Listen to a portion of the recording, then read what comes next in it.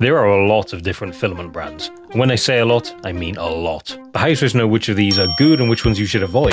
Let me help you out with that, because today I'm going to be ranking all the different filament brands I've tried so far. And yes, that does mean we'll be doing a tier list in 2026.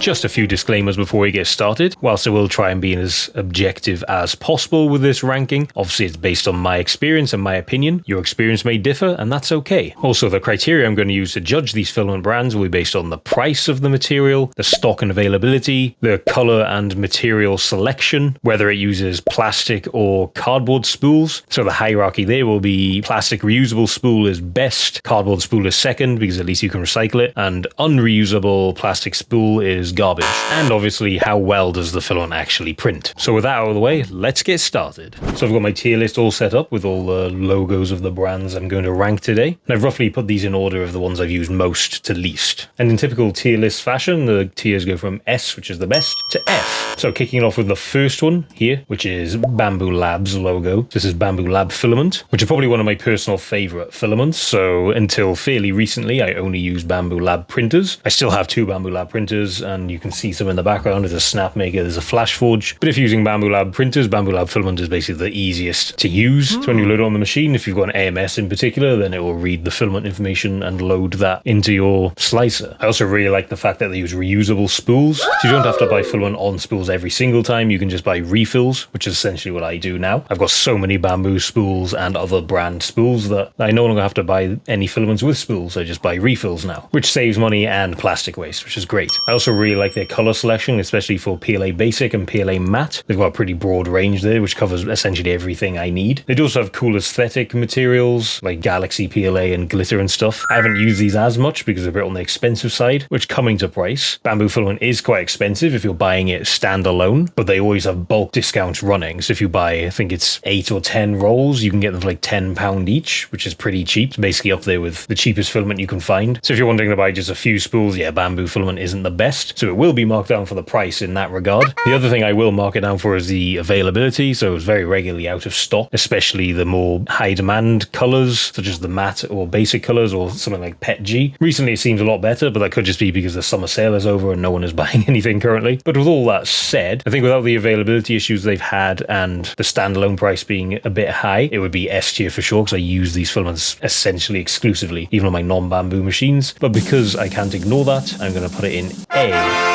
The next brand I've used the most is Sunlu, which is this one here, which is very similar to Bambu. I think at some point or even currently they come from the same factory because they are very similar. If you use Sunlu filaments on Bambu machines, you can print them using Bambu presets and you won't have any issues, which means their filament selection is at least equal to Bambu selection, if not better. They have a lot more colorful options too, not just the basic and matte PLA or basic Pet G or whatever filament you want to use. I use mostly PLA, so in this list I'm talking mostly about PLA, but it does extend to other materials too, such as Pet G or even ABS. But yeah, Sunlu have really good color selection and material selection. And whilst the stock and availability is pretty bad on their website, you can buy their filaments on other platforms such as Amazon. So on Amazon, you'll always find it in stock. And because it's Amazon, the shipping is really fast and the price is actually really low too, even if you're just buying individual spools. So that's a plus point there for sure. Speaking of spools, their spools are now reusable, so you can use them with Sunlu refills or Bambu Lab refills or any other company that's making these refill filaments now. Although weirdly, Sunlu's refill filaments are like the same price as the spool version or sometimes even more expensive, and the color variety is worse for that. So for the most part, it's not really worth buying Sunlu's refills. But it's great to stock up on Sunlu spools and then put Bambu filaments on them, which I do a lot. Anyway, enough yapping. Sunlu to me does everything Bambu Lab filaments do, but slightly better because of the price and availability. So Sunlu is going to go in my S tier. I really like their filaments. Great stuff. Highly recommend. So next on my list is this brand called ESun, which I don't think everyone has heard of.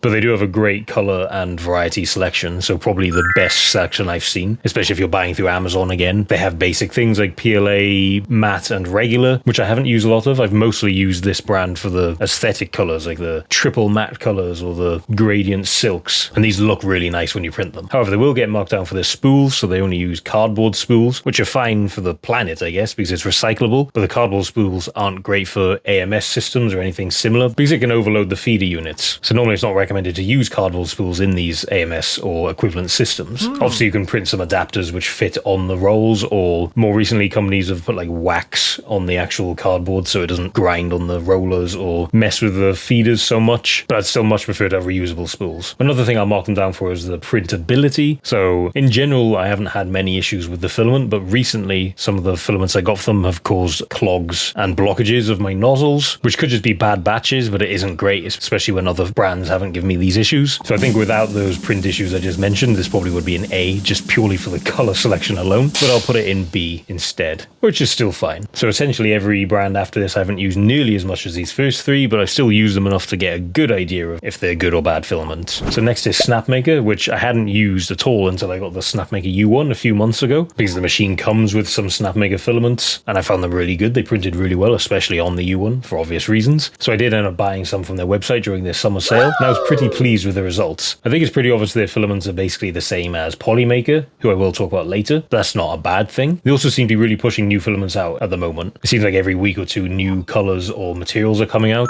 I think they didn't have so much selection before, but the U1 has really elevated their brand. Availability will bring them down though, similarly to Bambu Lab. It seems to be most of their colors are out of stock a lot. And also like Bambu Lab, their filaments are quite expensive unless you take advantage of bulk discounts. So if you just want one or two rolls, I definitely wouldn't recommend buying $20 to $25 rolls from Snapmaker themselves. So just try and make sure you buy like 10 rolls, I guess, and then you get like 10 to 12 pound per roll, which is pretty good. And they're using cardboard spools, which brings them down slightly as well. But I still do really like their filaments. They even have some colors which Bambu Lab don't. So that's a good way to fill those gaps that I have. So I think I'll put this also in A next to Bambu Lab. Next is Ziro, which like everyone has a lot of aesthetic colors, gradient matte, gradient silk, color shifting, you name it. Basically they have any like aesthetic type of PLA or even PETG that you can think of, even gradient TPU, which you don't see very often, they have it. So I think just from color selection alone, this will boost it a lot. Also the prices are pretty reasonable and you can regularly find it on Amazon, so you don't have to wait long for deliveries or anything. They do still use non-reusable plastic spools though, which will mark them down because I don't even think you can recycle them, so they're just a waste. So I think I'll also put these next to everyone in B. You should definitely check them out if you're interested in the aesthetic materials for sure. Next is ESun, which I've used a decent amount of, and I do quite like their filaments. Again, they have a huge range of colors and materials, probably one of the biggest, especially if you're shopping on Amazon. Like everything they have is on Amazon, and they regularly go on sale, I think, to clear out stock. So I've picked up rolls of filament for like £8 during sales, which is really cheap, and they do print quite well. But they do use cardboard spools, which marks them down for me. So I think I'll also put these in B. Although now I think about it, I don't think ESun and Everyone are equal. So I think I'm going to move Everyone to C, just because I mentioned it had issues blocking my nozzles recently, which I don't think belongs in the same tier as other brands which haven't caused that. Sorry, Everyone, I do love your color selection, but you blocked like 3 of my nozzles inexplicably. So now we're getting to some filaments I haven't used as much, or at least not recently. Firstly being Anycubic filaments, which the first printer I had was an Anycubic printer about 2 years ago now, just over 2 years ago. And at the time I was using essentially exclusively Anycubic filament because I think I was a bit stupid and thought that you have to use the same brand as your printer, or at least it made most sense to me, but that isn't true. But I did think the filaments are actually pretty good. They were really cheap and you can buy them on Amazon, so that was good. At the time they did use non-reusable plastic spools, which would mark them down, but I do think they use reusable spools now. At least they sell refills, so I assume the spools are also reusable. So I'm going to mark them up based on that. And they also seem to have like quite a broad selection of different varieties of PLA and different colors of PLA. So all in all, I think I'll give them a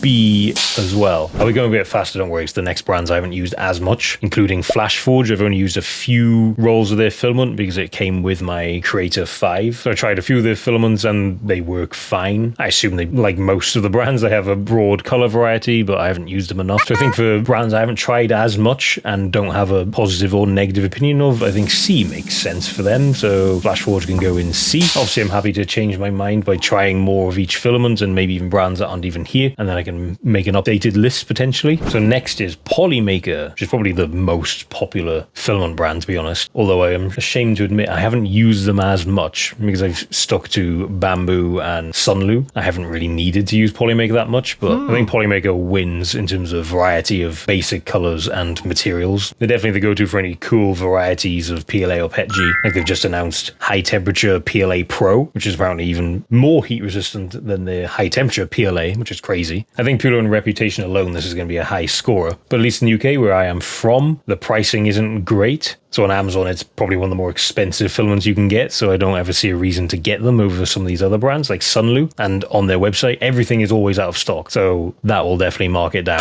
And they do use cardboard spools currently, although the cardboard seems to be nicely coated so it doesn't grind too much in AMS or similar systems. And they're also selling refills now for other reusable plastic spools, which is cool. But I haven't used PolyMaker as much as a lot of other people have, so I imagine if I had used it as much as Sunlu or Bambu, I probably would be putting it in the S tier, but because of the availability and pricing, I'm going to put it in A, but I would like to try more of their filaments. Next is Creality, which I've only recently started using, and full disclosure, I've only tried black and white PLA, so my knowledge of their whole range is limited, but they also seem to have broad color selection, and the rolls I've tried have printed really well, so no complaints. I'll probably use more of their filaments in the future to get a better idea, but I think for now, B is a good place to start. Okay, now we're getting to the obscure brands, I think. So next is Techbears, which I hadn't heard of until recently. I actually used one of their filaments in a previous video where I was calibrating a generic PLA to see how well it can print, and I was pleasantly surprised by how this filament performed, considering it was the cheapest thing I could find on Amazon. It was like £8 a kilogram at the time for one spool, so pricing is definitely a thumbs up, and it printed really well, so no complaints there either. As far as I can tell, they don't have a huge color selection though, but I could be wrong. And at least the rolls I got were on non-reusable plastic spools, and not only that, these spools wouldn't fit on an AMS light, so the hole in the middle of the spool was too big, so you have to use an adapter, which isn't great, considering basically every other brand of filaments I've tried fits on an AMS light, so that was a bit annoying. But the filament itself seems pretty good, so I think I'm actually going to put it in A, which might seem controversial, but we do love an underdog. It gets extra points for that. In fact, I misjudged it when I first bought it. Also, the logo has a bear on it, which is pretty cool.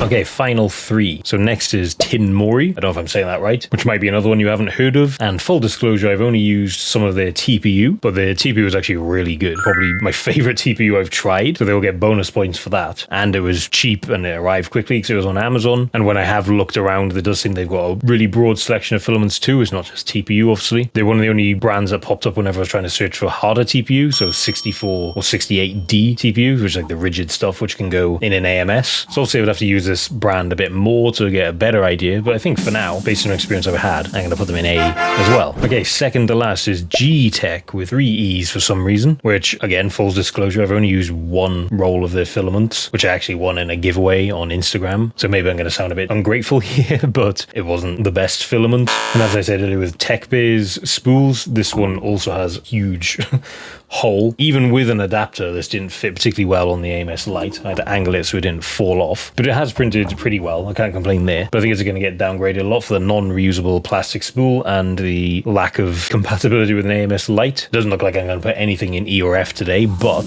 I think I will put it in D for now. Again, happy to be proven wrong. So last but not least, I guess, is F3DM, who are a company based in Turkey, which I found out because I met them at a 3D printing event where they had a crazy sale on their filaments, and that's how I ended up trying some of their filaments. One of the types of filament they sell is under the sub-brand Uzi, which don't have a huge color selection, but they do have some nice colors. One of the ones I picked up, actually, if I grab it, I think it's called Serenity. It's a really nice blue. I think it's the best looking spool I've seen. It's a very cool design, but as far as I can tell, it's not reusable. It seems to be like glued together, so it will get downgraded for that, but oh well. I think I got them for half price, but the full price isn't too bad, but I don't know if you can buy this on Amazon. At least being based in the UK, it's probably difficult to buy a Turkish-based filament, but that is a consideration here. And maybe if I use it more, I'll change my mind, but I think overall, I would put this in the C tier. So that's all the filament brands I've tried. There is my completed filament tier list. So what do you think of my ranking? If you completely disagree, feel free to let me know in the comments below. If there's any brands I didn't mention because I haven't tried them and you think they're worth trying, let me know too, and maybe I can test them out in the future. And if you're new to 3D printing, I hope this helped you decide which filaments to start with. If that's the case, also let me know in the comments below. And while you're down there, don't forget to like and subscribe so you don't miss any of my new videos covering 3D printing tips, tutorials, and more. And I'll see you guys in the next one. Bye!